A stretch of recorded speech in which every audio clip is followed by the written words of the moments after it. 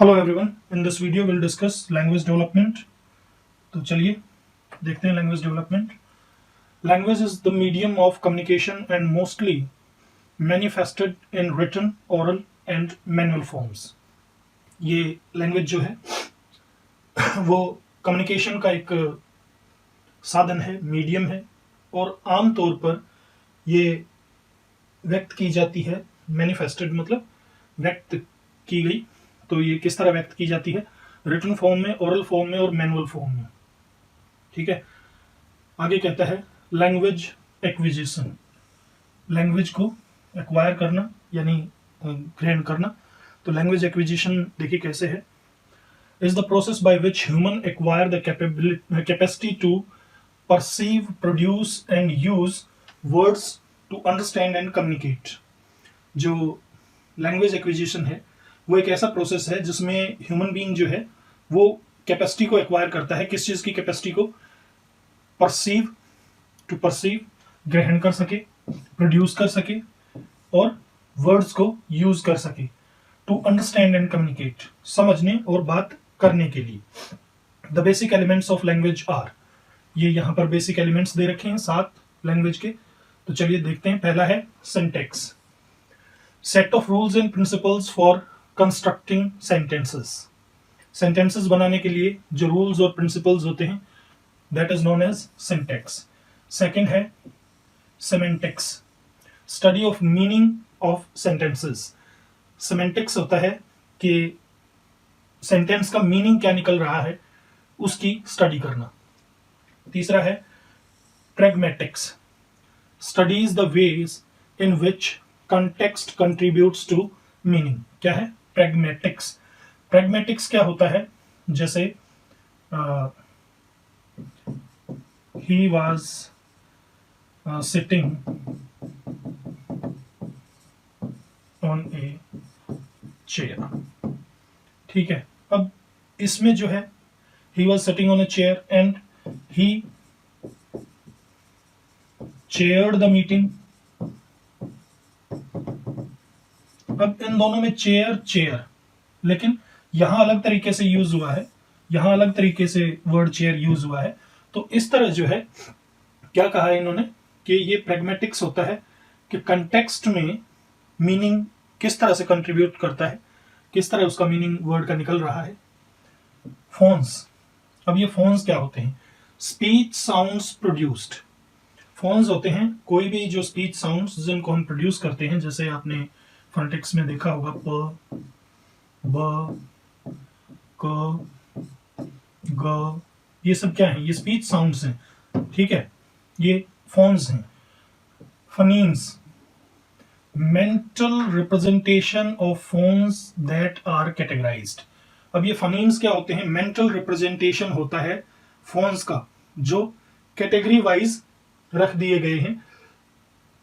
जैसे बिन, पिन। ठीक है।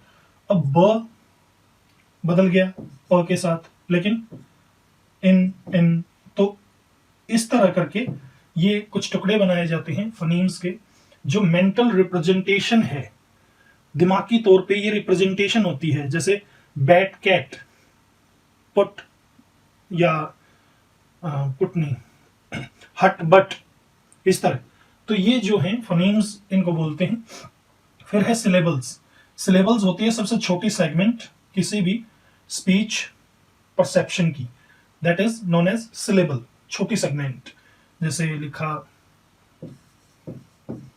ब्यूटीफुल, ठीक है ना, तो ब्यूटीफुल, 3 सिलेबल इसके अंदर हो गए, एक ब्यू, दूसरा टी, तीसरा full.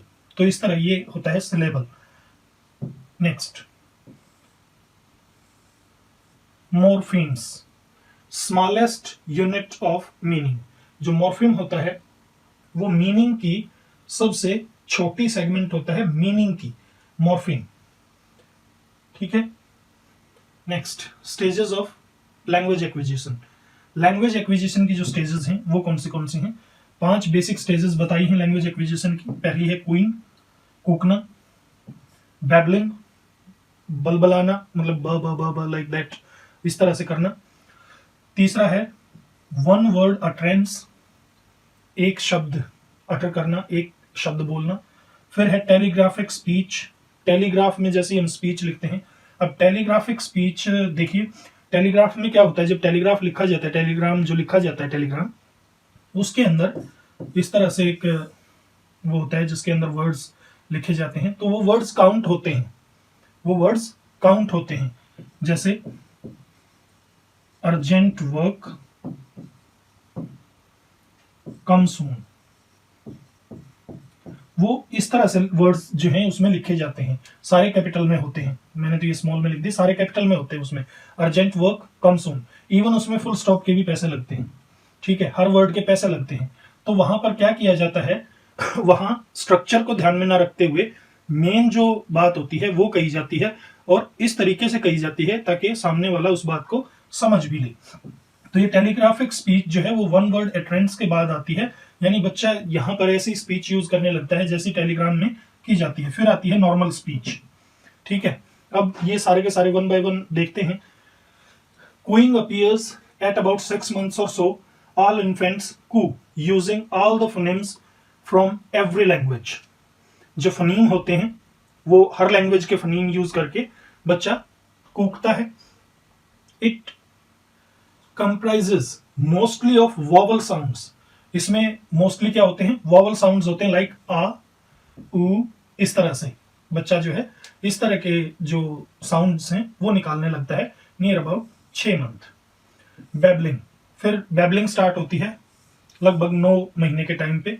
Infants are starting to selectively use the phonemes from their native language. अब क्या करना स्टार्ट कर देगा, अपनी नेटिव लैंग्वेज के जो फनीम्स हैं उनको सेलेक्ट करके उन्हीं को जो है वो बोलना स्टार्ट कर देगा। Consonants are also introduced along with vowels and he is able to correlate words with objects or people. अब वो वर्ड्स को लोगों के साथ या चीजों के साथ जोड़ना स्टार्ट कर देगा। It starts using words with repetitive sounds like dada, mama, like that. दादा, मामा, मतलब इस तरह के जो वर्ड्स हैं जो रिपीटिव हैं, पापा, कुछ इस तरह के जो वर्ड्स हैं वो बच्चा यहां पर बोलना स्टार्ट कर देता है, जो वावल और कॉम्बिनेशन की मदद से बने होते हैं और जिनमें रिपीटेशन होती है। वन वर्ड अटरेंस, लगभग 12 महीने की एज में children start using words.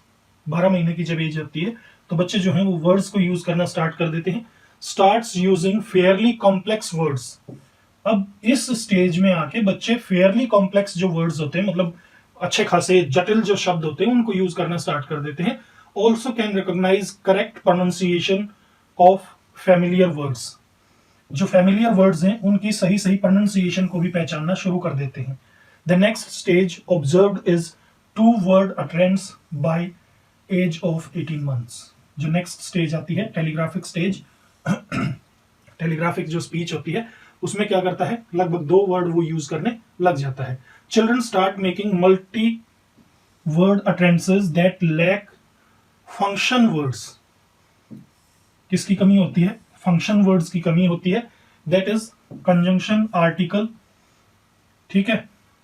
About 2 years old, लगभग 2 साल का जो बच्चा है, फॉर एग्जाम्पल वाटर नाउ, ठीक है, वो ये नहीं कहेगा कि आई वांट वाटर। तो इस तरह के जो फंक्शन वर्ड्स हैं उनको वो यहां पर जो है यूज नहीं करेगा, बस ये है कि वो मेन वर्ड्स को यूज करेगा ताकि जो मीनिंग है वो कन्वे हो जाए बस। उसके बाद आती है normal speech. 5 to 6 years of age, 5 से 6 साल का बच्चा जो है वो नॉर्मल स्पीच को यूज करना स्टार्ट कर देता है। Children have almost normal speech with good command over syntax and semantics. Syntax जो रूल्स एंड प्रिंसिपल्स होते हैं, और जो सिमेंटिक्स होता है मतलब जो उनका मीनिंग होता है, ठीक है, जो मीनिंग वाले कि भाई क्या मीनिंग निकलेगा सेंटेंस का, वो सारा कुछ समझ के बच्चे यहां पर नॉर्मल स्पीच यूज करना स्टार्ट कर देते हैं। In later stage development of vocabulary and pragmatics takes place. और जो बाद की स्टेजेस आती हैं इसके बाद उनमें वोकेबुलरी डेवलपमेंट होती है और प्रैग्मेटिक्स की जो है मीनिंग इन कंटेक्स्ट, अलग अलग कंटेक्स्ट में एक ही वर्ड कई तरह के मीनिंग देता है, तो वो उस तरह से अलग अलग सिचुएशन में हर वर्ड को अलग तरीके से यूज करना सीख लेता है। यानी 6 साल के बाद वाली स्टेजेस में ये सब होता है। Different perspectives of language development. Language development के जो अलग अलग पर्सपेक्टिव हैं, अब उनकी बात इसमें की है। पर्सपेक्टिव क्या होता है? पॉइंट ऑफ व्यू कह लीजिए या परिप्रेक्ष्य कह लीजिए। पर्सपेक्टिव, पॉइंट ऑफ व्यू, परिप्रेक्ष्य। The learning perspective. The learning perspective argues that children imitate what they see and hear, and that children learn from punishment and reinforcement. Learning perspective क्या है? वो इस चीज की बहस करते हैं कि बच्चे जो हैं वो जो कुछ सुनते हैं या जो कुछ देखते हैं उस चीज को इमिटेट करते हैं, नकल करते हैं उस चीज की, और ये कि बच्चे पनिशमेंट या रीइंफोर्समेंट से सीखते हैं, मतलब सुदृढ़ीकरण से सीखते हैं। इस बात के ऊपर वो आर्ग्यू करते हैं। The main theorist associated with learning perspective is B.F. Skinner. ठीक है, लर्निंग पर्सपेक्टिव के साथ कौन जुड़े हैं? B.F. Skinner. Skinner argued that adults shape the speech of children by reinforcing the babbling of infants that sound most like words. Skinner इस बात की आर्ग्यू करते हैं कि जो अडल्ट्स होते हैं, जो बड़े होते हैं, वो शेप देते हैं बच्चे की स्पीच को। बच्चे को स्पीच सिखाते हैं कौन? बड़े। कैसी शेप देते हैं? उसको रीइंफोर्स करके सुदृढ़ीकरण कर देते हैं बैबलिंग का, ऑफ इन्फेंट्स, इन्फेंट्स की बैबलिंग का सुदृढ़ीकरण कर देते हैं। That sound most like words, ऐसी चीजों से जो लगभग शब्दों जैसी होती हैं। नेक्स्ट इसमें है द नेटिविस्ट प्रोस्पेक्टिव। जो नेटिविस्ट होते हैं यानी जो वहीं पर रहते हैं उस एरिया से संबंधित। The nativist prospective argues that humans are biologically programmed to gain knowledge. जो नेटिविस्ट प्रोस्पेक्टिव है वो क्या कहते हैं कि मनुष्य बायोलॉजिकली, मतलब उसका जो बायोलॉजिकल स्ट्रक्चर है वो इस तरह से प्रोग्राम किया गया है कि वो नॉलेज गेन करेगा। The main theorist associated with this perspective is Noam Chomsky. Chomsky proposed that all humans have a language acquisition device, LAD. ठीक है, language acquisition device. The LAD contains knowledge of grammatical rules common to all languages. उनका क्या मानना था? वो मानते थे कि ये जो LAD है, लैंग्वेज एक्विजिशन डिवाइस जो है, ये चीज, इसके अंदर हर लैंग्वेज के ग्रामर के कॉमन जो रूल्स होते हैं वो बच्चे के अंदर पहले से होते हैं। The LAD also allows children to understand the rules of whatever language they are listening to.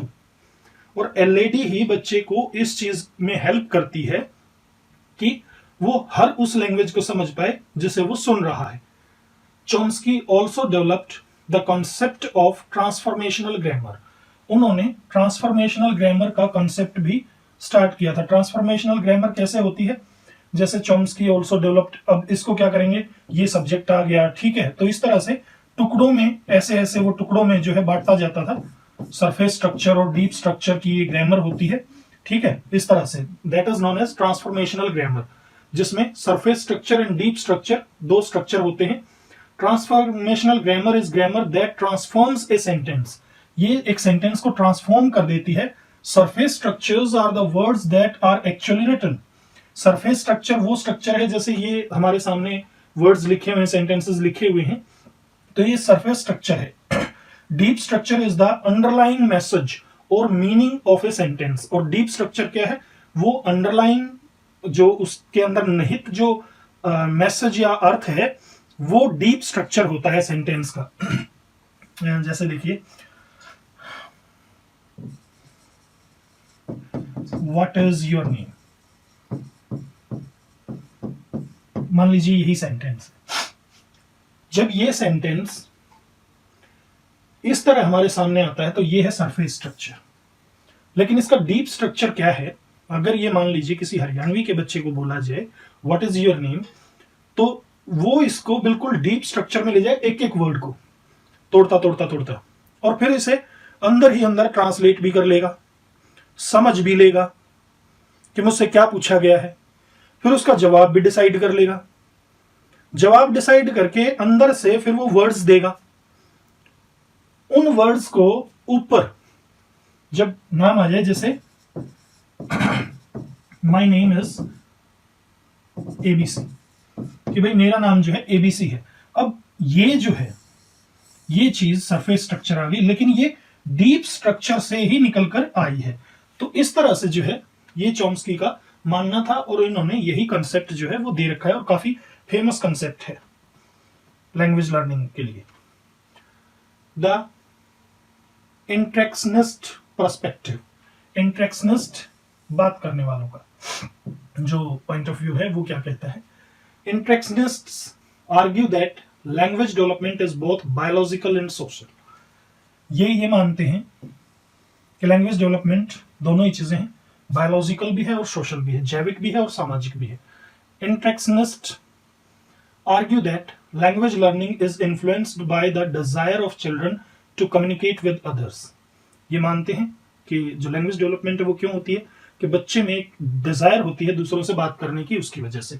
The interactionist propose that children are born with a powerful brain that matures slowly and predisposes them to acquire new understandings that they are motivated to share with others.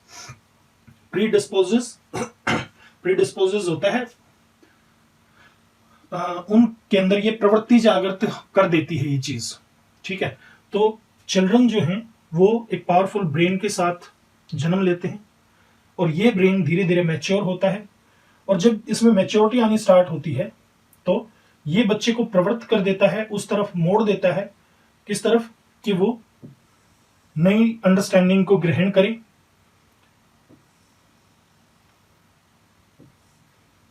और ये चीज they are motivated, अब उनको motivate किया जाता है इस चीज के द्वारा कि वो दूसरों के साथ इस चीज को शेयर करें, तो उसके लिए उसे लैंग्वेज की जरूरत जो है होती है।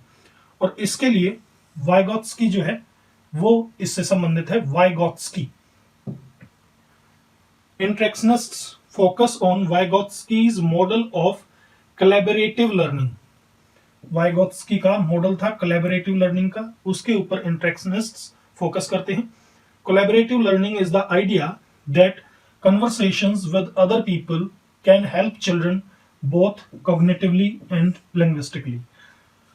दूसरे लोगों के साथ कन्वर्सेशन करना बच्चे को दोनों रूप से मदद करता है, कॉग्निटिवली संज्ञानात्मक रूप से, लिंग्विस्टिकली भाषाई रूप से, जो भाषा में मतलब सीखने की जो प्रवृत्ति है, भाषा भी सिखाता है और बुद्धि का भी विकास इसमें होता है। अब देखिए developmental characteristics of infancy. Infancy की जो डेवलपमेंटल कैरेक्टरिस्टिक्स हैं उनकी बात की है। Birth to 5 year. Infancy is considered as the most important period of life. Valentine considered infancy is as ideal period of learning. बहुत ही इंपॉर्टेंट पीरियड है इन्फेंसी लाइफ का, और वैलेंटाइन ने इसे क्या माना है कि ये आइडियल पीरियड ऑफ लर्निंग है। वाइल अकॉर्डिंग टू फ्राइड के according the little human being is frequently A finished product. जो लिटिल ह्यूमन बीइंग है, जो इन्फेंट है, frequently A finished product in his 4th और 5th ईयर। कब जाके वो little human being is frequently A finished product, जो infant है वो एक फिनिश्ड प्रोडक्ट कब जाके बनता है, 4th या 5वें साल में। सम मोर quotations emphasizing the importance of infancy are as follows। ये कुछ और कोटेशंस दे रखी हैं, इन्फेंसी से रिलेटेड हैं ये, तो आई थिंक आप इनको कर ही लोगे। नेक्स्ट देखते हैं कि इन्फेंसी है क्या। Infancy is most important period of life,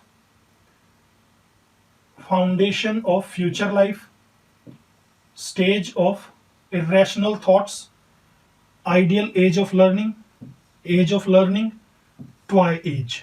ये इसकी मतलब एक तरह से आप कह सकते हो कि भाई इन्फेंसी क्या है, इन्फेंसी में ये सारी बातें आती हैं। अब है chief characteristics of infancy. Infancy की जो मेन कैरेक्टरिस्टिक्स हैं उनकी यहाँ पर बात की गई है, तो चलिए उसको भी एक बार देख लें क्या क्या चीफ कैरेक्टरिस्टिक्स हैं। रैपिडिटी इन फिजिकल डेवलपमेंट, बहुत तेजी होती है फिजिकल डेवलपमेंट में। Rapidity in mental activities, rapidity in learning process, live imagination, हर चीज को मतलब बिल्कुल लाइव तौर से वो बच्चा जो है इमेजिन करता है। Dependence on others, self love called narcissism by Freud, खुद से प्यार होता है जिसे फ्राइड ने क्या माना है, narcissism. Presence of infantile sexuality, fried का मानना था। लैक ऑफ मोरालिटी, मोरालिटी की कमी होती है। इंस्टिंक्ट बेस्ड बिहेवियर, इंस्टिंक्ट्स के ऊपर जो बिहेवियर होता है वो बेस्ड रहता है, यानी जो बच्चे के मन में आया जो वही कर दिया, जो स्वाभाविक उसका बिहेवियर जो है होता है, जैसा उसके दिल में होता है वैसा ही बिहेव कर देता है। Initiation of development of social feelings, social feelings की इनिशिएशन होती है, स्टार्टिंग होती है। डिफरेंशिएशन ऑफ इमोशंस, इमोशंस को डिफरेंशिएट करना यहाँ पर स्टार्ट हो जाता है। Intense and uncontrolled expression of emotions, emotions यहाँ इन्फेंसी के अंदर क्या होते हैं, बहुत तेज होते हैं और अनकंट्रोल्ड होते हैं, बच्चा कंट्रोल नहीं कर पाता। रिपीटिशन टेंडेंसी, क्यूरियोसिटी बहुत हाई होती है। लर्निंग बाय इमिटेशन, इमिटेट करके चीजों को बार बार मतलब नकल करके ही बच्चा सीखता है। नेक्स्ट है इसमें इरेशनल थिंकिंग। इरेशनल थिंकिंग का अर्थ है कि बच्चा जो है वो रैशनली नहीं सोचता है, यानी जो तार्किक रूप से नहीं सोचता, यहां पर तर्क की कमी होती है। डेवलपमेंटल कैरेक्टरिस्टिक्स ऑफ चाइल्डहुड, अब चाइल्डहुड की जो डेवलपमेंटल कैरेक्टरिस्टिक्स हैं उनकी बात की गई है। 6 से 12 साल की एज होती है।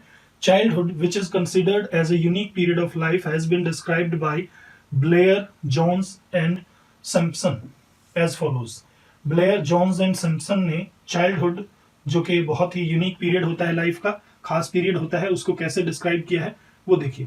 No period during the life cycle is more important than childhood, बचपन से ज्यादा लाइफ साइकिल का कोई भी पीरियड इंपॉर्टेंट नहीं है। From an educational point of view, किस पॉइंट ऑफ व्यू से, एजुकेशनल पॉइंट ऑफ व्यू से चाइल्डहुड बहुत ही ज्यादा इंपॉर्टेंट है। Teacher who work at this level should understand children, बच्चे पर जो टीचर काम करता है उसे बच्चे को समझना चाहिए। There fundamental needs, their problems and the forces which modify and produce behaviour change, उनकी जो मूलभूत आवश्यकताएं हैं, उनकी जो प्रॉब्लम्स हैं और जो फोर्सेस बिहेवियर में चेंज लाने के लिए जिम्मेदार होती हैं, उन फोर्सेस को भी टीचर को समझना चाहिए। Some more viewpoints of psychologists related to childhood are as following, ये कुछ और पॉइंट ऑफ व्यू दे रखे हैं।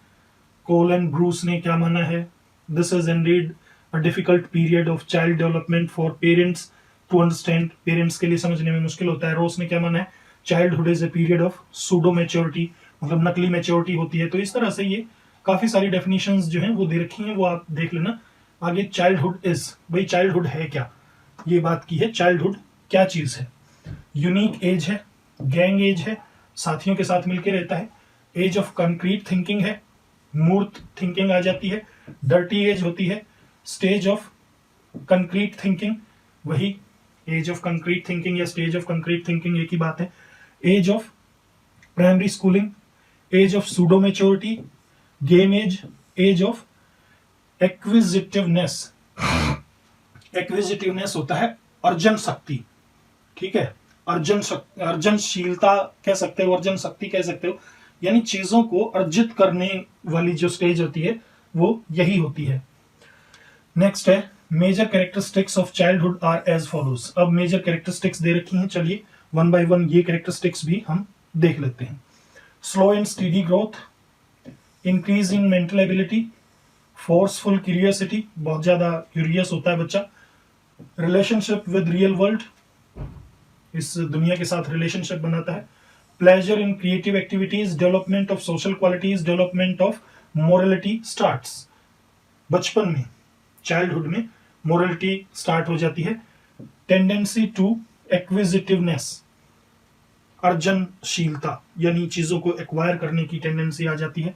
Tendency to collect variety of things, suppression and exposition of emotions, emotions को दबाना और एक्सपोज करना यहां पर आ जाता है।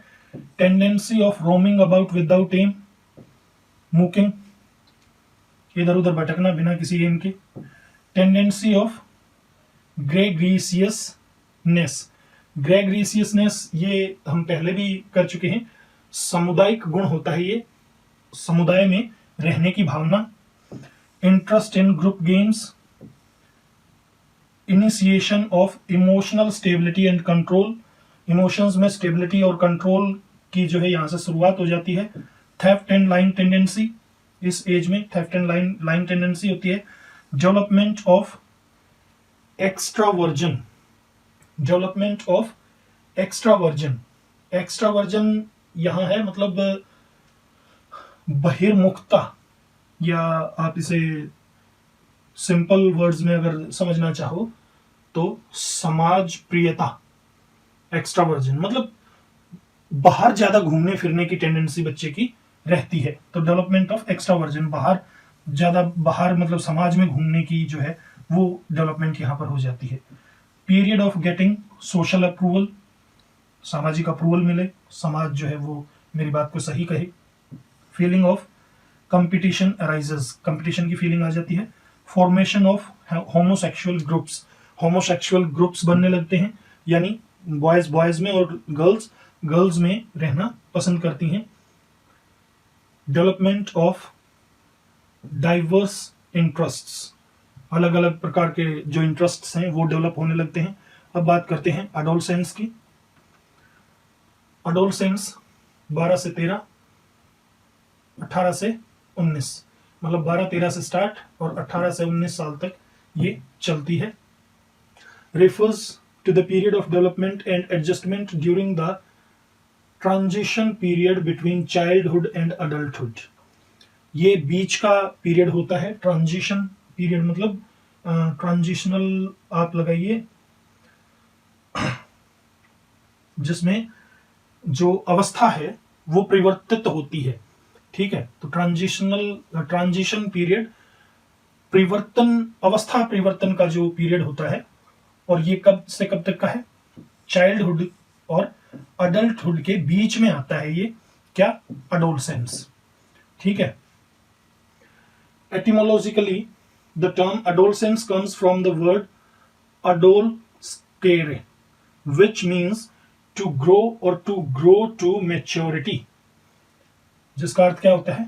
To grow या to grow to maturity. Biologically, adolescence is the stage when puberty dawns. जब प्यूबर्टी आ जाती है बच्चे के ऊपर, यौवन आ जाता है, उस समय का ये पीरियड है। सोशियोलॉजिकली, सामाजिक तौर से, adolescence is a transitional period, वही अवस्था चेंज होने का पीरियड है।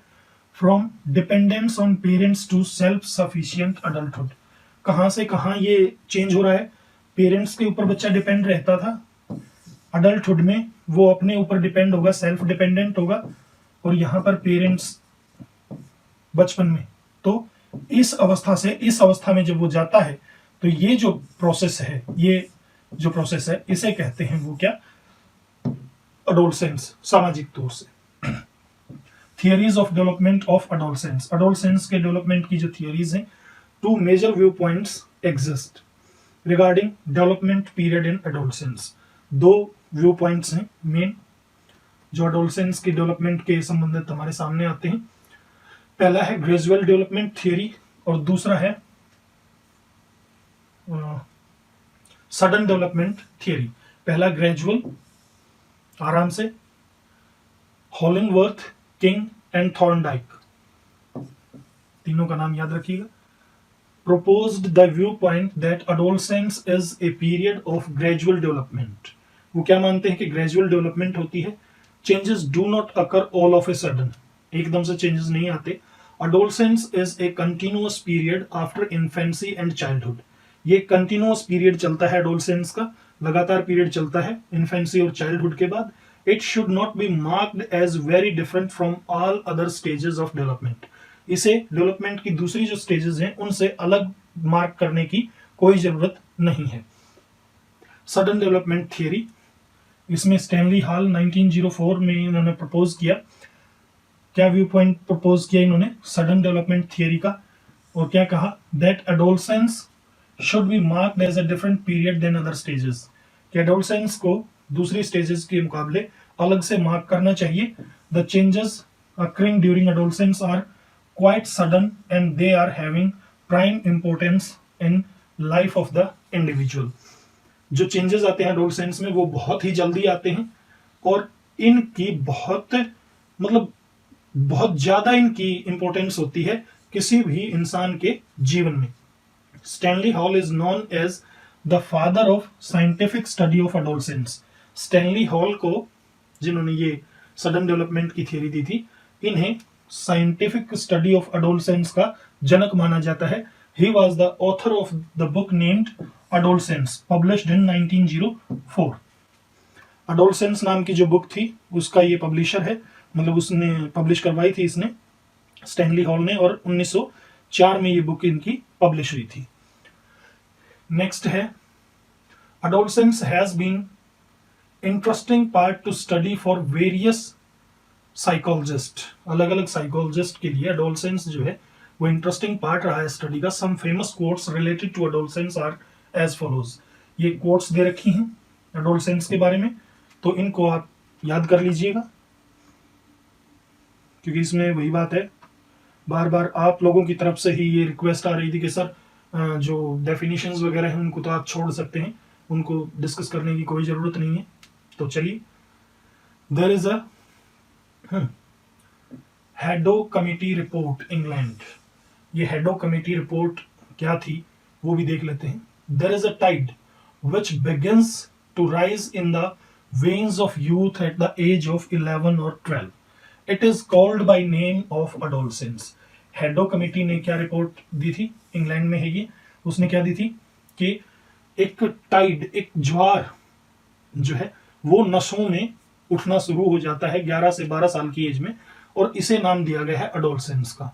If this tide can be taken as at the flood, if this tide can be taken at the flood, यानी जब ये उफान पर हो, जब फ्लड लाए ये, मतलब उफान पे जब ये टाइड हो, ऊपर आ रहा हो तो फ्लड आ जाती है ना, पानी आगे निकल के आता है, तो उफान पर अगर इस टाइड को पकड़ा जाए, voice begins in the strength, और इसकी ताकत में अगर यात्रा स्टार्ट की जाए, and along the flow of its current, और ये यात्रा जो इसका फ्लो चलता है, जब ये टाइड उठता है और जो बाढ़ आती है और उस समय जो फ्लो चलता है उसके साथ और उसी दिशा में अगर यात्रा स्टार्ट की जाए, we think that it will move on to fortune. तो हम सोचते हैं कि ये जो चीज है ये फॉर्च्यून की तरफ ले जाएगी, सक्सेस की तरफ ले जाएगी इंसान को, मतलब फॉर्चुनेट बना देगी, सक्सेसफुल बना देगी।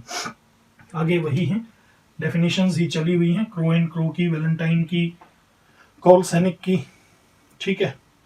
अब एडोलसेंस इज, भाई एडोलसेंस है क्या? Most difficult period of life, age of storms, unhappy age of rapid development, spring of life, age of beauty, age of action, age of spruce, makeup, adornment, मतलब अपने आप को सुंदर दिखाने की, स्प्रूस होता है सजना सवरना, सजने सवरने की एज होती है। स्टेज ऑफ रिडल, पहेलियों से भरी, stage of stress and conflict, age of rational thinking, golden period, age of problems, teen age, stage of abstract thinking. इससे पहले तक कॉन्क्रीट थिंकिंग रहती है, यहां आके एब्स्ट्रैक्ट थिंकिंग जो है वो स्टार्ट हो जाती है।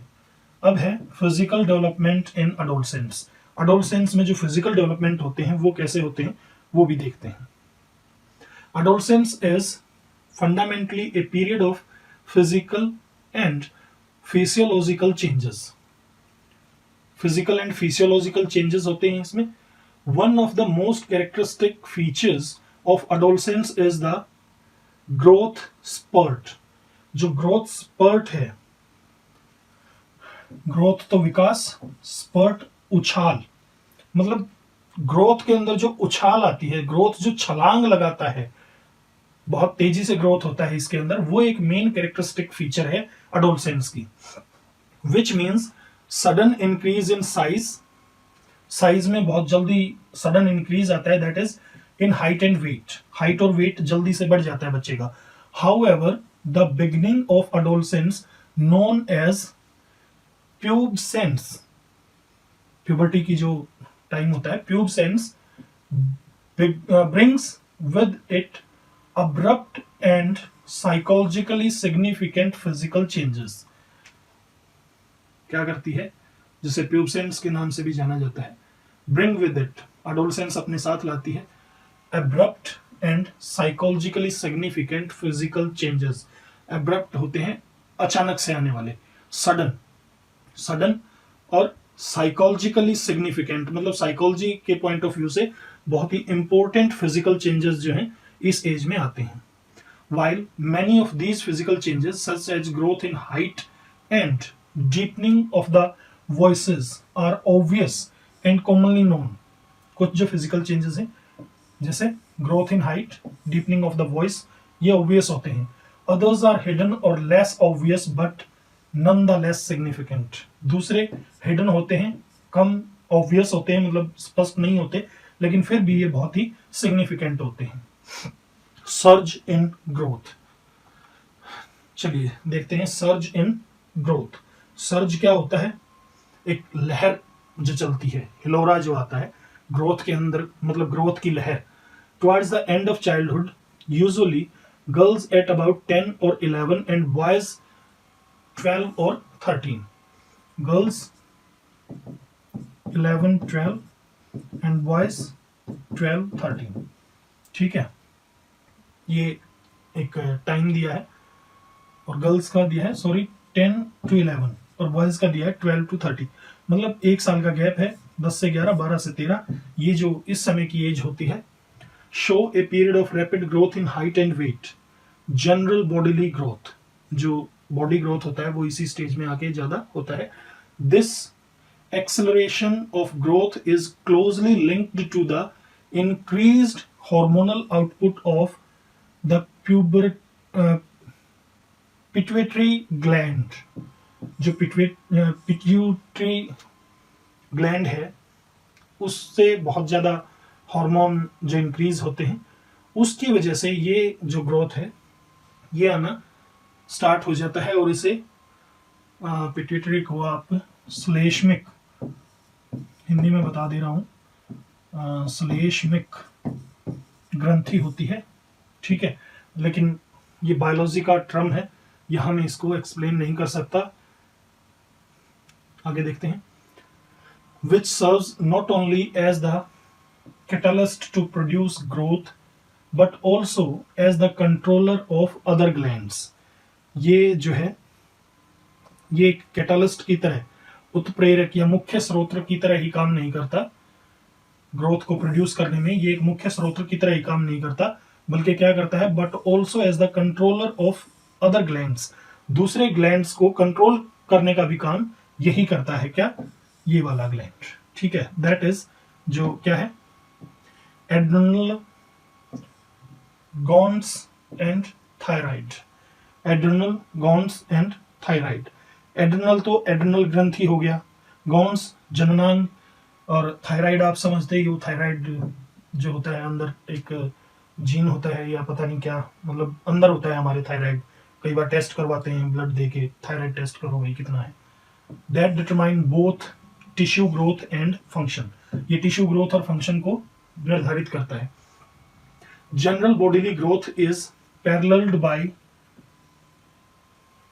Physiological changes. जो जनरल बॉडी ग्रोथ है वो साथ साथ चलता है किसके, फिजियोलॉजिकल चेंजेस के, such as cardiovascular and respiratory growth and changes in metabolism in general movement towards the adult states.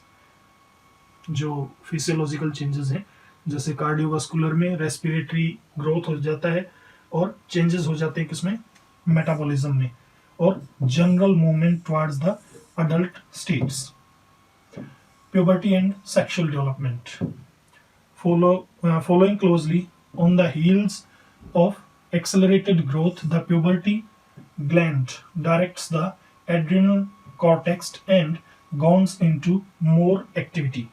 ज़्यादा एक्टिविटी जो है गॉन्स वगैरह में आ जाती है, प्यूबर्टी के साथ साथ ये चेंज भी चलता है. आगे देखिए.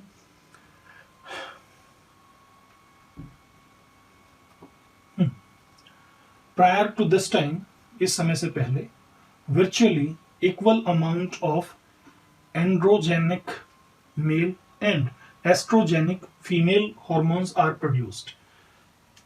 Male hormones, female hormones. इस स्टेज से पहले वो इक्वल रूप से प्रोड्यूस किए जाते हैं for both sexes by adrenal cortex on the direction of anterior puberty gland.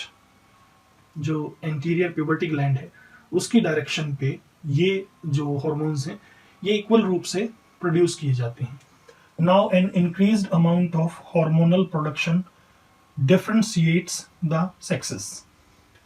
The males producing more androgens and female more oestrogens. अब क्या होने लगता है इस अवस्था में, मेल जो हैं वो एंड्रोजेनिक और फीमेल एस्ट्रोजेनिक जो हॉर्मोन्स हैं उनको बहुत ज्यादा प्रोड्यूस करने लगते हैं. तो मेल्स में मेल्स वाली क्वालिटीज और फीमेल्स में फीमेल्स वाली क्वालिटीज बढ़ने लग जाती हैं. Sex hormones are substances selected by the gonads for reproductive functions and determination of secondary sex characteristics. Estrogens in the female and testosterone in male. Testosterone is the male sex hormone responsible for the development of the male secondary sexual characteristics as they become sexually mature, while in the female body this role is played by estrogen. Moreover, the genital and sex appropriate tissues become more sensitive to these sex specific hormones. The dawn of these changes is reflected in boys by beginning of the enlargement of the testes. There follows in each sex a series of physical changes whose appearance is highly predictable and whose sequence is unalterable. बदली नहीं जा सकती. In girls, the enlargement of breast is followed by the growth of pubic hair, the menarche and axillary hair. In boys, after the initial enlargement of testes, there occurs pubic hair, axillary hair, voice change, the bread, and in that order. इस order में मतलब ये changes होते हैं. चलिए, cognitive development in adolescence. Adolescence में जो cognitive development होती है उसकी बात करते हैं. During early adolescence, precursors to formal, precursors क्या होते हैं, जो आगे चलने वाले पूर्ववर्ती जो होते हैं, precursors to formal operational thinking appear. यानी जो पूरी फॉर्मल या कंक्रीट फॉर्मल या एब्स्ट्रैक्ट थिंकिंग जो डेवलप होती है इस स्टेज में, तो उसके प्रिकर्सर्स, उसके अग्रणी यानी उससे पहले जो चले हैं चीजें, वो इस स्टेज में अपीयर होती हैं. Including a limited ability to think hypothetically. इसमें क्या इंक्लूड करते हैं, एक लिमिटेड एबिलिटी होती है हाइपोथेटिकली, काल्पनिक रूप से सोचने की, and to take multiple perspectives. और यहां पर बच्चे क्या करते हैं, मल्टीपल पर्सपेक्टिव्स जो है दृष्टिकोण, अलग अलग दृष्टिकोण यहां पर वो लेके चलते हैं. During middle and let adolescence, formal operational thinking becomes well developed and integrated in a significant percentage of adolescents. Middle और लेट एडोलसेंस जो होती है उसमें फॉर्मल ऑपरेशनल थिंकिंग जो है वो पूरी तरह से डेवलप हो जाती है और वो इंटीग्रेट हो जाती है, मतलब गुथ जाती है उस चीज के साथ. किसके साथ, develop and integrated. Formal operational thinking ये डेवलप भी हो जाती है, इंटीग्रेट भी हो जाती है इन अ सिग्निफिकेंट परसेंटेज ऑफ अडोलसेंट्स, जो अडोलसेंट्स की एक सिग्निफिकेंट परसेंटेज है, मतलब मोस्ट ऑफ द अडोलसेंट्स में ये काम हो जाता है। Common characteristics of cognitive development of adolescents are as follows. ये जो नीचे दी हैं ये कैरेक्टरिस्टिक्स हैं किसकी, अडोलसेंट्स, डेवलपमेंट ऑफ अडोलसेंट्स की। Increase in span of attention, attention बढ़ जाती है, जो कॉग्निटिव डेवलपमेंट होती है एडोलसेंस में, उसमें अटेंशन जो है वो बहुत ज्यादा बढ़ जाती है, उसका दायरा बढ़ जाता है। Development of memory, development of abstract thinking, development of generalisation, मतलब चीजों को देख के उनसे जनरलाइजेशन जो है बच्चा कर पाता है। Development of problem solving ability, ability to make decisions, development of imagination and widening of interests, interest बहुत ज्यादा बढ़ जाते हैं, अलग अलग चीजों में बच्चा इंटरेस्ट लेने लग जाता है इस अवस्था में। Social development in adolescence, adolescence के अंदर जो सोशल डेवलपमेंट होती है उसकी क्या कंडीशन है वो भी देखते हैं। Social relationship in early adolescence are centred in the peer groups, जो सोशल रिलेशनशिप्स हैं अर्ली अडोलसेंस में, ये ध्यान रखना है, वो किससे संबंधित होती है, पीर ग्रुप से, मतलब जो अपने साथी होते हैं उनसे। Group values guide individual behaviour, जो ग्रुप वैल्यूज होती हैं कैसे मतलब उसके उस ग्रुप की वैल्यूज हैं वो हर इंडिविजुअल के बिहेवियर को गाइड करती हैं। Acceptance by peers is critical to self esteem, acceptance by peers is critical to self esteem, आत्मसम्मान के लिए ये बात बहुत ही क्रिटिकल होती है, इंपॉर्टेंट होती है कि उसको जो पीर्स हैं, जो उसके साथी हैं, वो उसे एक्सेप्ट करें, स्वीकार करें।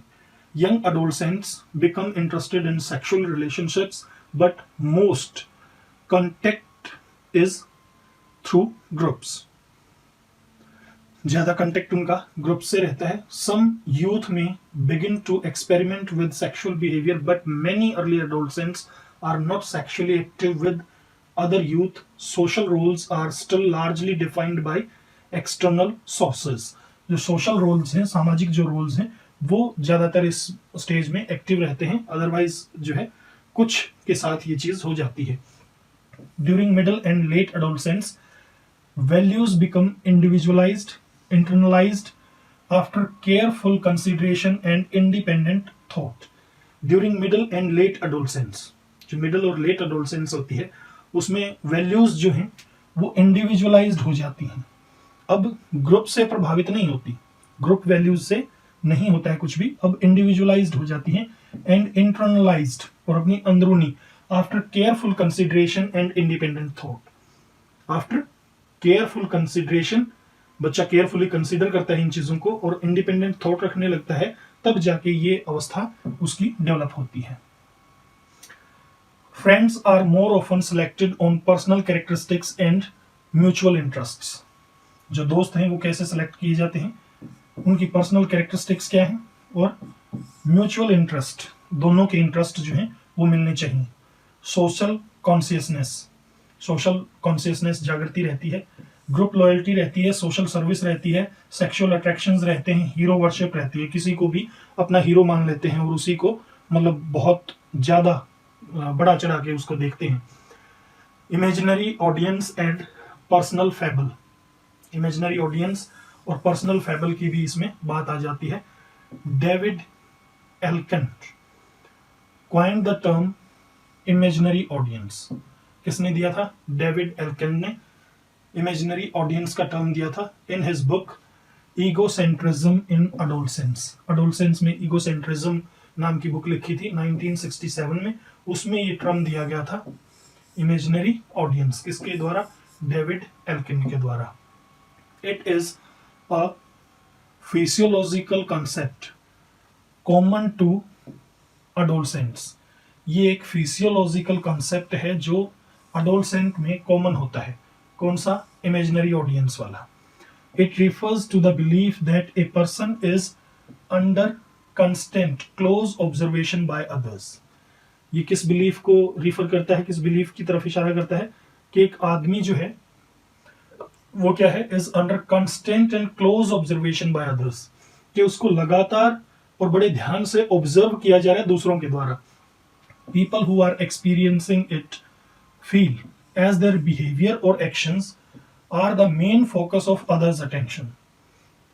और जो लोग इस भावना को मानते हैं, किसको, कि दूसरे जो है वो एक क्लोज ऑब्जर्वेशन और लगातार कंस्टेंट ऑब्जर्वेशन करते हैं दूसरों की, जो इस भावना को मानते हैं, उनके साथ क्या होता है, वो ये महसूस करते हैं कि उनका बिहेवियर और उनका एक्शन वो दूसरों की अटेंशन का मेन फोकस होता है. अब बात आती है पर्सनल फेबल की. Is a corollary to imaginary audience. ये कोरोलेरी है इमेजिनरी ऑडियंस के. कोरोलेरी मतलब ये एक स्वाभाविक परिणाम है, ठीक है. जब इमेजिनरी ऑडियंस वाली फीलिंग आ जाती है तो उसका एक स्वाभाविक परिणाम निकलता है. कोरोलेरी होती है उसकी क्या, पर्सनल फेबल. तो personal fable is the corollary of imaginary audience, ठीक है, स्वाभाविक परिणाम है उसका. The adolescent comes to believe that he or she is special and unique, and that is the reason why everyone is observing him or her. जो adolescent है वो ये मानने लगता है, उसको ये विश्वास हो जाता है कि वो जो है एक स्पेशल है, यूनिक है, और इसी वजह से हर कोई उसे ऑब्जर्व कर रहा है. Two marked characteristics of personal fable are, दो मुख्य जो कैरेक्टरिस्टिक्स हैं जिनको मार्क किया जाता है पर्सनल फेबल की, वो क्या है, feelings of uniqueness and invulnerability.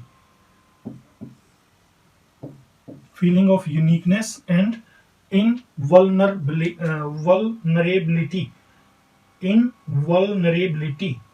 अभेद्यता मतलब उसको भेदा नहीं जा सकता, अभेद्यता, ना भेदे जा सकने वाली एबिलिटी होती है ये, और यूनिकनेस तो होती ही होती है. तो Elkind states that this complex of beliefs in the uniqueness of feelings and of his immortality might be called a personal fable. तो ये जो बिलीफ होते हैं कि मैं ही यूनिक हूं, मतलब उनकी फीलिंग्स में ये चीज जब आ जाती है, और जो इमोर्टैलिटी जो उसकी होती है कि भाई मैं तो सदा सदा के लिए ऐसा ही रहूंगा, ये इस तरह की जो चीजें हैं वो पर्सनल फेबल में आती हैं. ए story which he tells himself and which is not true. Personal fable क्या होता है, ए स्टोरी विच ही की जगह आप कर लीजिए adolescent. A story which adolescent tells himself और herself and which is not true. जो कि सच नहीं होती है. ऐसी स्टोरी होती है जो वो खुद को सुनाता है लेकिन सच ये नहीं होती है. अब इमोशनल जो डेवलपमेंट है एडोलसेंट में वो कैसी होती है. The early adolescent is strongly identified with the peer groups. जो साथी होते हैं उनके साथ ग्रुप में रहने की जो बात होती है वो मेन पहचान होती है अर्ली एडोलसेंट की. Youth depend upon their pirs for emotional stability and support. किस पे निर्भर करते हैं, अपने दोस्तों के ऊपर. किसके लिए, इमोशनल स्टेबिलिटी के लिए और सपोर्ट के लिए. And to help mould the youth's emerging identity. और and to help mould, mould होता है ना उसको ढालना, मतलब किसी चीज को मोल्ड करना. तो जो यूथ्स की इमर्जिंग आइडेंटिटी है, अपनी जो उस बच्चे की, जो एडोलसेंट की उभरती हुई जो आइडेंटिटी है, उसको मोल्ड करने के लिए उनको किसकी हेल्प की जरूरत होती है, अपने साथियों की हेल्प की जरूरत होती है. Self esteem is greatly affected by acceptance of peace. ये हम पहले भी कर चुके हैं कि जो सेल्फ एस्टीम है, जो आत्मसम्मान है, वो बहुत ज्यादा प्रभावित होता है किसके द्वारा, कि पीस उसे एक्सेप्ट करते हैं या नहीं. Early adolescents are emotionally labile with exaggerated affect and frequent mood swings. जो अर्ली एडोलसेंट्स होते हैं वो इमोशनली लायबल विद, वो इमोशनली लायबल होते हैं मतलब अस्थिर होते हैं, विद एक्सैजरेटेड अफेक्ट, बहुत बड़ा चढ़ा के जो प्रभाव पड़ता है उस चीज के लायबल होते हैं. और फ्रीक्वेंट मूड स्विंग्स मतलब मूड उनका बदलता रहता है, इस तरह से वो अस्थिर रहते हैं. They are very vulnerable to emotional stress. वो बहुत ही ज्यादा वल्नरेबल होते हैं इमोशनल स्ट्रेस के प्रति। जो इमोशनल जो स्ट्रेस होता है उसके प्रति, मतलब वल्नरेबल अभी हमने किया था, एक मिनट रुकिए, बिल्कुल vulnerability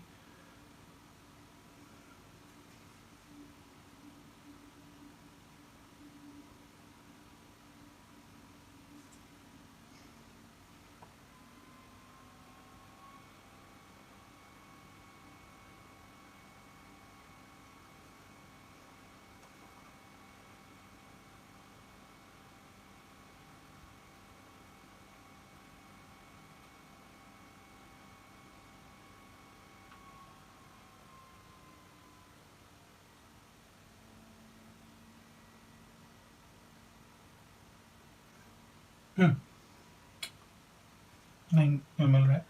they are very vulnerable to emotional stress, मतलब जो इमोशनल स्ट्रेस होता है ना उसके प्रति वो बहुत ही ज्यादा वल्नरेबल होते हैं। यानी इमोशनल स्ट्रेस उस चीज को बहुत जल्दी से प्रभावित कर देता है और ये प्रभाव को ले भी लेते हैं, उस चीज के प्रभाव को ले लेते हैं। They are very vulnerable to emotional stress, मतलब बच्चे के ऊपर भावात्मक रूप से प्रेशर पड़ता है तो वो बहुत जल्दी से उस चीज से प्रभावित हो जाता है, उस चीज को ले लेता है या वो चीज उसके ऊपर असर डालने में कामयाब हो जाती है। तो ये इस तरह होता है कि वो इमोशनल स्ट्रेस जो है उस बच्चे को प्रभावित करने में यहां पर सक्षम होता है। ठीक है, नेक्स्ट है इसमें, during middle and let adolescence identity is more individualised. जो मिडल और लेट एडोलसेंट है उसमें जो आइडेंटिटी है वो इंडिविजुअलाइज्ड हो जाती है। And a sense of self develops and stabilises that is separate from either family और पीयर ग्रुप। परिवार से या जो पीयर ग्रुप है उससे भी एक सेपरेट चीज आ जाती है बच्चे के अंदर। इंडिविजुअलाइजेशन की जो फीलिंग है, मतलब अपनी खुद की, self develops a sense of self, a sense of self, खुद की, मतलब मैं हूं भाई कुछ न कुछ, तो वो जो चीज है बच्चे के अंदर आनी स्टार्ट हो जाती है। अब जो है ग्रुप उसको स्वीकार करे ना करे उस चीज से उसको कोई लेना देना नहीं है, अब उसमें अहम की भावना ज्यादा आ जाती है इस स्टेज में जो मिडल और लेट एडोलसेंस है। Self esteem is influenced by the youth's ability to live up to internalized standard for behavior। जो सेल्फ एस्टीम है वो इन्फ्लुएंस की जाती है, उसके ऊपर प्रभाव पड़ता है by the youth's ability to live up to, जो यूथ की एबिलिटी है, जो उस बच्चे की एबिलिटी है to live up to internalised standards for behaviour, कि जो इंटरनलाइज्ड अंदरूनी जो उसके स्टैंडर्ड्स हैं बिहेवियर के, उनसे ये चीज प्रभावित होती है। आगे कहा है हाईलाइटनिंग ऑफ इमोशंस, इमोशंस हाईलाइट होते हैं। Variations in emotional moods, emotional mood में वेरिएशन आते रहते हैं अलग अलग। Emotional control not good, emotional control भी अच्छा नहीं होता। डेवलपमेंट ऑफ इनफीरियरिटी कॉम्प्लेक्स, अपने आप को कम समझने की जो गलती होती है बच्चे कई बार कर बैठते हैं तो उसे इनफीरियरिटी कॉम्प्लेक्स कहते हैं, वो बच्चे के अंदर आना स्टार्ट हो जाता है। डे ड्रीमिंग एंड फैंटेसी, इसमें डे ड्रीमिंग एंड फैंटेसी भी होती है इस स्टेज में। आगे है On the basis of above description of adolescence and different aspects of development, the most important characteristics of adolescence can be summarized as follows। ये adolescence की main characteristics यहाँ पर डिस्कस की गई हैं, देखिए। Sudden physical changes, hormonal changes, maturity of sexual characteristics, full cognitive development, संज्ञानात्मक विकास पूरा हो जाता है। Highest cognitive development is reached, जो संज्ञानात्मक विकास है वो अपनी सही हाइट पर पहुंच जाता है, हाईएस्ट होता है, पूरा फुल पीक पे होता है। डेवलपमेंट ऑफ एब्स्ट्रैक्ट थॉट, अमूर्त विचार उनकी डेवलपमेंट होने लगती है। डेवलपमेंट ऑफ इंडिपेंडेंट थिंकिंग, खुद की थिंकिंग डेवलप कर लेता है बच्चा। Development of independent problem solving ability. Personal and intimate friendship, personal और इंटीमेट मतलब बहुत गहरी फ्रेंडशिप हो जाती है इस एज में। High importance to peer group को हाई इंपॉर्टेंस होती है। Heterosexual attraction and infatuations, heterosexual attraction and infatuations होते हैं जो विषम आकर्षण और सम्मोहन होता है, यानी बॉयज का गर्ल्स के लिए, गर्ल्स का बॉयज के लिए। Day dreaming, hero worship, lack of adjustment, adjust नहीं कर पाता इस एज में बच्चा, वो एडजस्ट करना ही नहीं चाहता। Feeling of freedom and rebellious behaviour, कि मेरी लाइफ है, मुझे अपनी लाइफ अपने अकॉर्डिंग जीनी है। रिबिलियस मतलब जो विद्रोहात्मक होता है, ऐसा। डेवलपमेंट ऑफ क्रिमिनल टेंडेंसीज, डेलिंक्वेंसी, जो क्रिमिनल टेंडेंसीज हैं उनकी डेवलपमेंट हो जाती है। डेलिंक्वेंसी मतलब अपराध कर बैठते हैं इस एज में। Social service and nationalism, social awareness, social acceptance, sexual attractions, ये सब इसकी क्वालिटीज हैं एडोलसेंस की।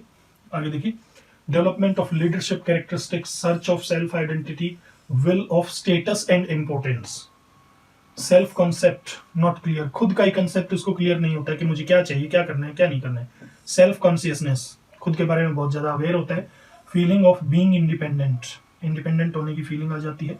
फॉर्मेशन ऑफ फेथ, बिलीफ और disbelief in God and religion, भगवान और धर्म के अंदर जो भी फेथ या बिलीफ बनना होता है या नहीं बनना होता है, मतलब एथेइस्ट बनेगा, एथेइस्ट बनेगा, वो सब चीजें इसी स्टेज में हो जाती हैं।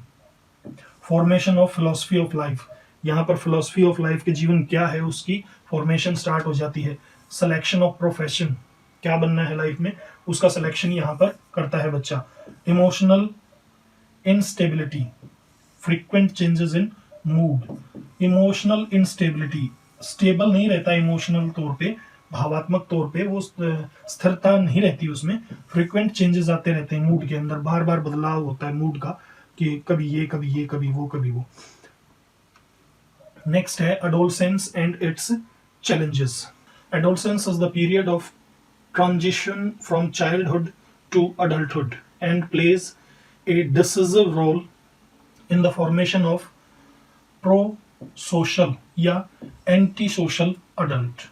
या तो pro-social या anti-social जो adult है उसका निर्माण करने में, उसकी फॉर्मेशन करने में ये जो है adulthood महत्वपूर्ण रोल निभाती है. Adolescence is the period of transformation. It is done. Now these are the characteristics, challenges, you can say adolescence and its challenges. These are the challenges. All individuals undergo this stage which poses many challenges and is full of excitement. सभी जो इंसान होते हैं वो इस stage से गुजरते हैं और ये जो स्टेज है ये बहुत सारे चैलेंजेस को सामने लाती है और ये फुल ऑफ एक्साइटमेंट होती है. At the same time it demands adjustment on many fronts. और साथ ही साथ ये जो स्टेज है ये किस चीज की डिमांड करती है? एडजस्टमेंट की. बहुत से फ्रंट्स पे, फ्रंट्स दैट मीन्स बहुत सी पॉइंट्स पे, बहुत सी सिचुएशंस में ये एडजस्टमेंट की डिमांड करती है. Adolescence is a period of transition when the individual changes physically and psychologically from a child to an adult. Adolescence जो है वो एक ऐसा पीरियड है जिसमें ट्रांसफॉर्मेशन होती है, बदलाव आता है. किस चीज का? फिजिकली भी और साइकोलॉजिकली भी, मतलब दोनों तरीके से, शारीरिक और मानसिक दोनों तरह का जो है बदलाव इस एज में आता है. और ये जो एज होती है from a child to an adult, एक बच्चे से एक वयस्क बनने की ये स्टेज होती है. आगे इसमें कहा है it is a period when rapid psychological and physiological changes demand for new social roles to take place. जो साइकोलॉजिकल, मानसिक और जो फिजियोलॉजिकल, जो शारीरिक चेंजेस हैं वो किस चीज की डिमांड करते हैं? बहुत से नए सोशल रोल्स की वो डिमांड करते हैं. और सोशल रोल्स इस स्टेज में होते भी हैं, बहुत सारे नए नए सोशल रोल्स जो है वो बच्चा निभाता है. The adolescents due to these changes often face a number of crisis and dilemmas. बहुत से क्राइसिस और डिलेमास को वो फेस करते हैं. क्राइसिस एंड डिलेमास मतलब जो दुविधा की भावनाएं, या मतलब दुविधा में होते हैं, क्राइसिस में होते हैं, डिलेमा में होते हैं, चिंतित रहते हैं, लाइक दैट। बहुत सारे क्राइसिस और डिलेमा जो है वो इस स्टेज में बच्चे फेस करते हैं, बच्चे क्या, अडल्ट्स फेस करते हैं। It is the period when the child moves from dependency to autonomy. किसी पर निर्भर होने की बजाय ऑटोनॉमी मतलब खुद पर निर्भरता जो है उसकी तरफ बच्चा मूव करता है। It demands significant adjustment to the physical and social changes. तो यहाँ पर क्या डिमांड होती है, सिग्निफिकेंट एडजस्टमेंट, बहुत ही महत्वपूर्ण एडजस्टमेंट होनी चाहिए। फिजिकल और सोशल जो चेंजेस होते हैं, जो शारीरिक और जो सामाजिक बदलाव आते हैं, उनकी एडजस्टमेंट की बहुत जबरदस्त जरूरत होती है इस स्टेज में। Indeed adolescence represents one of the greatest of these periods of crisis. जो एडोलसेंस है वो वास्तव में ये जो क्राइसिस के पीरियड हैं, इन की ग्रेटेस्ट पीरियड को जो है वो प्रदर्शित करती है। In fact it is the stage of stress, strain and storm. Stress, strain and storm. Strain होता है तनाव, स्ट्रेस भी तनाव, और स्टॉर्म मतलब तूफान उठता है बच्चे के अंदर, मतलब भावनाओं का भी और विचारों का भी, हर तरह से ब्लड भी मतलब उफान मारता है, like that. It brings many ambiguities in life. बहुत सी एम्बिग्यूटीज लेके आती है। एम्बिग्यूटीज होती है मतलब जो चीज क्लियर ना हो, ठीक है, मतलब बहुत सी ऐसी चीजें होती हैं लाइफ में जो क्लियर नहीं होती हैं, तो वो एम्बिग्यूटीज जो है ना, दोहरे मीनिंग वाली बातें जो है वो लाइफ में इस टाइम पे आ जाती हैं। During this phase one really does not know where he और शी स्टैंड्स। इस स्टेज में बच्चे को या अडल्ट को खुद ही नहीं पता होता कि वो कहां पर खड़ा है, मतलब किस सिचुएशन में वो खड़ा है। It is believed that this uncertainty about one's role causes many conflicts. और यही कारण है क्या कि बच्चे को खुद ही नहीं पता होता, अडल्ट को खुद ही नहीं पता होता कि वो खड़ा कहां है। तो यही मतलब माना जाता है कि ये जो अनसर्टेनिटी है, ये अनिश्चितता है खुद के रोल के बारे में, कि भाई मैं कहां, मतलब क्या रोल है मेरा, मैं क्या करना है मुझे। तो उसकी जो अनिश्चितता है वो बहुत सारे कॉन्फ्लिक्ट्स को, बहुत सारी दुविधाओं को जन्म दे देती है ये चीज। It is a well known fact that delinquency rates soar. जो डेलिंक्वेंसी होती है, जो अपराध जो होता है, वो रेट्स सोर। सोर मतलब ऊंची उड़ान भरना। सोर का अर्थ होता है ऊंची उड़ान भरना, छलांग लगाना। तो जो अपराध है ना, वो एक वेल नोन फैक्ट है कि इस पीरियड के दौरान, during this period of adolescence, इस पीरियड के दौरान अपराध जो है वो एक छलांग लगाता है, मतलब जो अपराध वाली जो फीलिंग्स होती हैं। That suicides become increasingly prevalent. Suicide एक बहुत ज्यादा प्रिविलेंट चीज हो जाती है इसमें।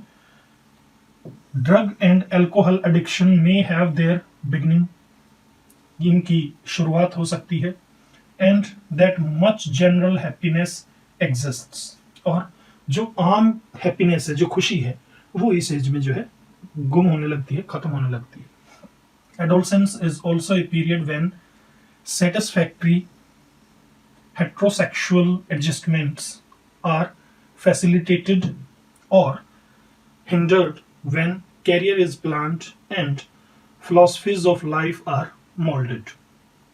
ये जो heterosexual adjustments हैं, उनकी जो satisfaction है वो फैसिलिटेट कर दी जाती हैं, हिंडर्ड कर दी जाती हैं, मतलब कम कर दी जाती हैं, या उनको उनमें बाधा उत्पन्न कर दी जाती है। कब? जब कैरियर के प्लानिंग की बात आती है और फिलोसफीज ऑफ लाइफ को मोल्ड करना होता है, मतलब उनको एक आकार देना होता है, तब जाके ये चीज सामने आती है। नेक्स्ट है nature of education in adolescence. Adolescence में जो एजुकेशन की नेचर है वो कैसी हो, उसकी बात करते हैं। पहला, education according to physical development. Education जो है वो फिजिकल डेवलपमेंट के अकॉर्डिंग होनी चाहिए। तो इसमें क्या क्या इंक्लूड होता है? Physical and health education, provision of physical exercise, मतलब ऐसा प्रबंध हो, प्रोविजन हो कि फिजिकल एक्सरसाइज की जाए। अवेलेबिलिटी ऑफ स्पोर्ट्स फैसिलिटीज, और स्पोर्ट्स फैसिलिटीज अवेलेबल हो बच्चों को तो ये जो है 3 पॉइंट्स हैं इसमें, education according to physical development, मतलब शारीरिक जो डेवलपमेंट है उसके अनुसार कैसी शिक्षा होनी चाहिए, उसमें ये 3 पॉइंट्स आते हैं। Physical and health education, physical exercise का प्रबंध हो और अवेलेबिलिटी हो स्पोर्ट्स फैसिलिटीज की। आगे कहता है education according to mental development, mental development भी होती है, उसके अकॉर्डिंग एजुकेशन कैसी होनी चाहिए, तो उसमें भी 3 ही पॉइंट इसने दिए हैं। पहला, availability of various subjects for selection of course, मतलब क्या कोर्स बच्चे को सिलेक्ट करना है उसके लिए बहुत सारे जो है सब्जेक्ट्स वो अवेलेबल होने चाहिए ताकि बच्चा उनमें से किसी एक को सिलेक्ट कर पाए। Tour to natural and historical places for developing and training observation and satisfying curiosity, tours जो है वो प्लान करने चाहिए नेचुरल प्लेसेस के लिए भी और हिस्टोरिकल प्लेसेस के लिए भी, ताकि एक डेवलपमेंट हो सके, ट्रेनिंग हो सके किस चीज की, ऑब्जर्वेशन की, बच्चे ऑब्जर्व कर पाए, उनमें ऑब्जर्वेशन की फीलिंग डेवलप हो, ट्रेनिंग मिले उन्हें ऑब्जर्व करने की, चीजों को देखने की, और उनकी जो क्यूरियोसिटी है, जो मतलब एक उत्सुकता जो उनकी है उसकी सेटिस्फैक्शन हो, बच्चे के अंदर जो उत्सुकता है उसकी सेटिस्फैक्शन हो। तीसरा, availability of debates, poetry writing, presentation, other literary and cultural activities, मतलब ऐसे ही एक्टिविटीज करवाई जाएं जिनमें बच्चा अपनी जो लर्निंग कैपेसिटी है या जो मेंटल एबिलिटी है उसको अच्छे से प्रदर्शित कर पाए। तो उसके अंदर जैसे डिबेट्स आ गई, पोइट्री राइटिंग, प्रेजेंटेशन, किसी भी चीज की प्रेजेंटेशन देनी है, लिटरेरी और कल्चरल एक्टिविटीज, तो ये तो लिटरेरी एक्टिविटीज हो ही गई, कल्चरल एक्टिविटीज भी इसमें शामिल कर ली जाती हैं। तीसरा है education according to emotional development, जो इमोशनल डेवलपमेंट है उसके अकॉर्डिंग एजुकेशन में क्या कहता है ये, supportive behaviour of teacher and availability of guidance and counselling time to time. जो इमोशनल डेवलपमेंट है उसके अंदर एक तो टीचर का बिहेवियर बहुत ही सपोर्टिव होना चाहिए, जो अडल्ट्स हैं, एडोलसेंस में जो बच्चे आए हुए हैं, अडल्टहुड की तरफ जो जा रहे हैं, उनके साथ जो है टीचर का बिहेवियर बहुत ही सपोर्टिव हो। और दूसरा है गाइडेंस उनको अवेलेबल करवाई जाए, काउंसलिंग अवेलेबल करवाई जाए समय समय पर। फोर्थ इसमें कहा है प्री ऑक्यूपेशनल एजुकेशन, ऑक्यूपेशनल मतलब व्यवसाय से पहले की जो एजुकेशन है वो दी जानी चाहिए। Education for philosophy of life, religious and moral education, sex education, use of proper methods of teaching, use of proper methods of teaching, इसमें जो है टीचिंग के प्रॉपर मेथड्स जो हैं वो टीचर को यूज करने चाहिए। Adult like behaviour towards adolescents, adolescents जो होते हैं उनके साथ कैसा बिहेव करना चाहिए, अडल्ट लाइक, मतलब ये मान के चलना चाहिए कि भाई ये एडोलसेंट नहीं है, ये अडल्ट हो चुके हैं, ऐसा बिहेवियर उनके साथ किया जाना चाहिए। नेक्स्ट है रिकॉग्निशन ऑफ एडोलसेंट, एडोलसेंट को पहचानना भी चाहिए। Control over development of criminal tendencies, जो क्रिमिनल टेंडेंसीज बच्चों के अंदर उभर कर आती हैं इस एज में, उनके ऊपर कंट्रोल किया जाना चाहिए। गाइडेंस एंड काउंसलिंग अवेलेबिलिटी, ये तो पहले भी आ चुका है, गाइडेंस और काउंसलिंग जो है वो अवेलेबल होनी चाहिए बच्चों के लिए इस स्टेज में। नेक्स्ट है developmental task across life span, जो विकास के जो काम हैं अक्रॉस लाइफ स्पैन, पूरे जीवन भर जो है उनकी यहाँ पर बात की गई है। The term developmental task refers to those problems that individuals typically face at different periods during their life. जो डेवलपमेंटल टास्क हैं वो किसको रिफर करते हैं, वो उन प्रॉब्लम्स को रिफर करते हैं जो इंडिविजुअल अपने डिफरेंट पीरियड ऑफ लाइफ में फेस करते हैं। In words of R.H. Evinghurst, a developmental task is a task which arises at or about a certain period in the life of the individual. Developmental task एक ऐसा task है जो उभर कर आता है एट और अबाउट, या तो मतलब किसी पर्टिकुलर टाइम पे या लगभग उस टाइम के दौरान, in the life of individual व्यक्ति की, व्यक्तिगत जो लाइफ होती है किसी भी इंसान की, उसकी लाइफ में ये एक ऐसा टास्क होता है जो किसी पर्टिकुलर टाइम पे या लगभग उस टाइम के आसपास जो है ये टास्क उभर कर आता है। सक्सेसफुल अचीवमेंट ऑफ विच, और इसकी सक्सेसफुल अगर अचीवमेंट कर ली जाए, मतलब जब ये प्रॉब्लम उभर कर सामने आए तो जब उसे सक्सेसफुली डील कर लिया जाए, leads to his happiness and success with later tasks, तो ये किस तरफ लेके जाएगी, जो बाद में आने वाले टास्क हैं, जो प्रॉब्लम्स वगैरह हैं, उनकी हैप्पीनेस और सक्सेस की तरफ ये चीज ले जाएगी। While failure leads to unhappiness and difficulty with later task, और अगर इसमें फेलियर मिलता है बच्चे को, मतलब ये प्रॉब्लम्स जो हैं या वो जो टास्क जो है पूरी तरह से अच्छे से कंप्लीट नहीं किया जाता है, तो उस टाइम पे क्या होगा, उस टाइम पे जो बाद में आने वाले टास्क हैं उनके लिए अनहैप्पीनेस होगी और डिफिकल्टी भी आएगी। An infant or a small child must master the complexities of learning to walk, learning to talk, and controlling the elimination of waste products of the body। मतलब जो है, जो इन्फेंट होता है या जो स्मॉल चाइल्ड है, उसको किस चीज पे मास्टरी हासिल करनी चाहिए, वॉक पे, टॉक पे, और जो बाथरूम रिलेटेड एक्टिविटीज हैं उनके ऊपर भी उसे कंट्रोल करना चाहिए, टॉयलेट रिलेटेड जो एक्टिविटीज हैं।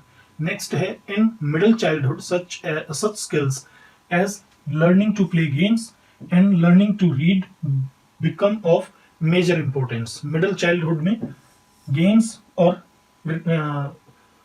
जो रीड करना, ये चीजें बहुत इंपॉर्टेंट हो जाती हैं, मतलब खेलना और रीड करना जो है वो मिडिल चाइल्डहुड में बच्चे को आ जाना चाहिए।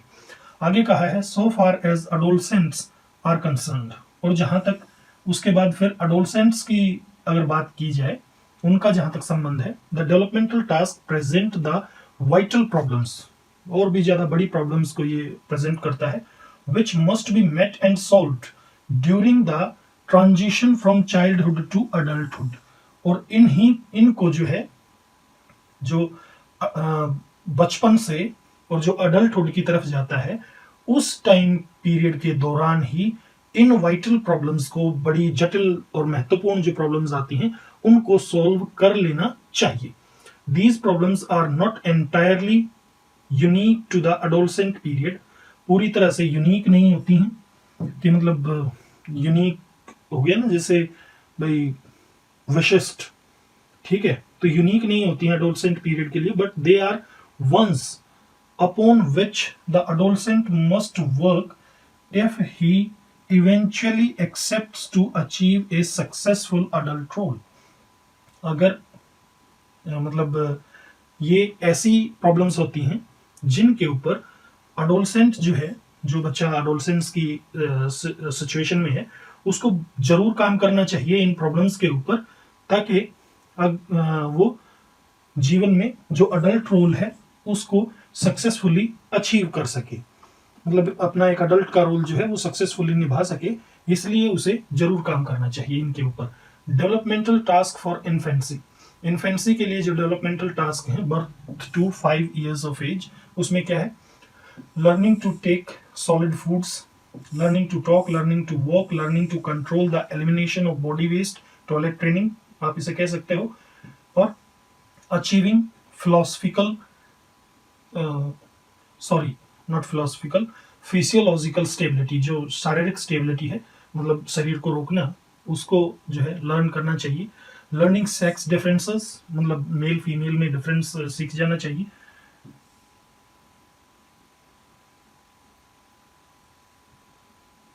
Sorry,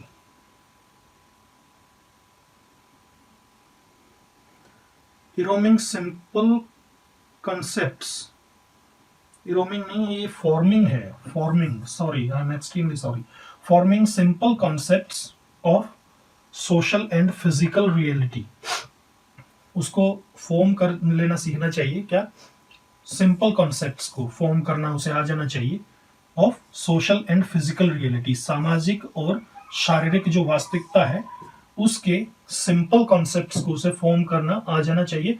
learning to relate oneself emotionally to parents, siblings and other peoples, emotional तौर से उसे अपने आप को पेरेंट्स के साथ, सिबलिंग्स के साथ, अपने भाई बहनों के साथ और दूसरे लोगों के साथ जोड़ना सीख लेना चाहिए। उसके बाद आती है 6 to 12 ईयर्स की एज में क्या मतलब होना चाहिए, कैसे डेवलपमेंटल टास्क बच्चे के लिए होते हैं, उनको यहाँ पर डिस्कस किया गया है। तो वो देखिए 6 to 12 में लर्निंग फिजिकल स्किल्स जैसे गेम्स वगैरह, learning to get along well with friends, class fellows, age mates, parents and teachers, उनके साथ अच्छा सामंजस्य बना सके बच्चा। Learning an appropriate sex role, masculine और फेमिनिन रोल, मतलब ये सीख ले कि भाई मैं मेल हूँ, फीमेल हूँ और मेरा क्या रोल रहेगा सोसाइटी में, उसको अच्छे से सीख ले बच्चा। Developing basic skills in reading, reading में बेसिक स्किल्स आ जाए, राइटिंग में और अर्थमेटिक में बेसिक स्किल्स इस एज में डेवलप हो जाने चाहिए 6 से 12 की एज में। Developing attitudes towards social groups and institutions, जो एटीट्यूड हैं, अपने जो एटीट्यूड बनाने हैं वो बना ले बच्चा सोशल ग्रुप्स और जो इंस्टीट्यूशंस हैं मतलब समाज के अंदर, उनके प्रति अपना जो भी नजरिया उसे बनाना है वो बना ले। Developing conscience, morality and value, conscience, morality और वैल्यूज इनको भी डेवलप कर ले। Developing concepts necessary to everyday learning, और ऐसे कॉन्सेप्ट्स को डेवलप कर ले जो एवरीडे लर्निंग के लिए जरूरी होते हैं। Developmental task for adolescents, adolescents के लिए having Ghurst has listed the following developmental tasks for adolescents, adolescents के लिए ये developmental tasks हैं जो having Ghurst ने दी हैं। achieving new and more mature relations with age mates of both sexes, मतलब मेल फीमेल सब के साथ जो है उसे बहुत mature relations बना लेने चाहिए। achieving a masculine or feminine social role, masculine या feminine social role को अचीव कर लेना चाहिए। Accepting one's physique and using the body effectively, अपने फिजिक को एक्सेप्ट कर लेना चाहिए, शरीर को कि भाई मेरा कैसा शरीर है, किस तरह है, और यूजिंग द बॉडी इफेक्टिवली, और अपनी बॉडी को इफेक्टिव तरीके से उसे यूज करना सीख लेना चाहिए। Achieving emotional develop independence of parents and other adults, emotional independence parents से और दूसरे एडल्ट से सीख लेनी चाहिए। Achieving assurance of economic independence, उसको अचीव कर लेना चाहिए, प्राप्त कर लेना चाहिए। एश्योरेंस मतलब एक एश्योरेंस होता है ना कि भाई एश्योर कर देना यार, किसी को विश्वास दिला देना, मतलब उसको ये विश्वास हो जाए किस चीज का, इकोनॉमिक इंडिपेंडेंस का उसके अंदर विश्वास आ जाना चाहिए इस एज के अंदर। Selecting and preparing for an occupation, occupation को सिलेक्ट भी कर लेना चाहिए और उसके लिए तैयारी भी कर देनी चाहिए। Preparing for marriage and family life, marriage और फैमिली लाइफ के लिए भी प्रिपेयर हो जाना चाहिए। डेवलपिंग सोशली एक्सेप्टेबल बिहेवियर, समाज में जो एक्सेप्ट किए जाने वाले बिहेवियर हैं उनको डेवलप करना चाहिए। मेकिंग गोल ओरिएंटेड लाइफ, जीवन को एक लक्ष्य देना चाहिए।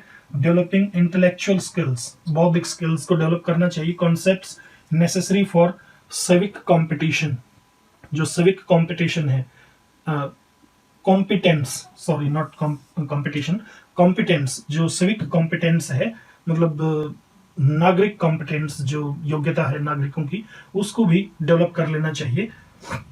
Desiring and achieving socially responsible behaviour, देखिए एक तो सोशली एक्सेप्टेबल बिहेवियर, एक सोशली रेस्पॉन्सिबल बिहेवियर, मतलब सामाजिक तौर पे जो जिम्मेवार बिहेवियर है उसको भी अचीव कर लेना चाहिए। Acquiring a set of values and an ethical system as a guide to behaviour, अपनी सेट ऑफ वैल्यूज और एथिकल सिस्टम भी, मतलब किस चीज को मानना है, किस भगवान को मानना है, क्या करना है क्या नहीं करना है, किस धर्म को मानना है, ये सारी चीजें जो हैं वो भी इसी स्टेज के अंदर बच्चे को डेवलप कर लेनी चाहिए। तो ये यहाँ पर चैप्टर जो है खत्म होता है। आगे तो इसमें वही अपना जो पीछे की चीजें हैं वही दे रखी हैं, ये स्टेजेस दे दी, जैसे sensory motor birth to 2 years, differentiate self from objects, तो ये सारा का सारा जो है वो पीछे वाला ही हमें दे रखा है, यही जो सारी चीजें हैं, तो इनको आप खुद ब खुद पढ़ लेंगे। नेक्स्ट वीडियो में मिलते हैं, उसमें हम यूनिट नंबर 3 स्टार्ट करेंगे। Till then bye bye, have a nice time, thanks for watching.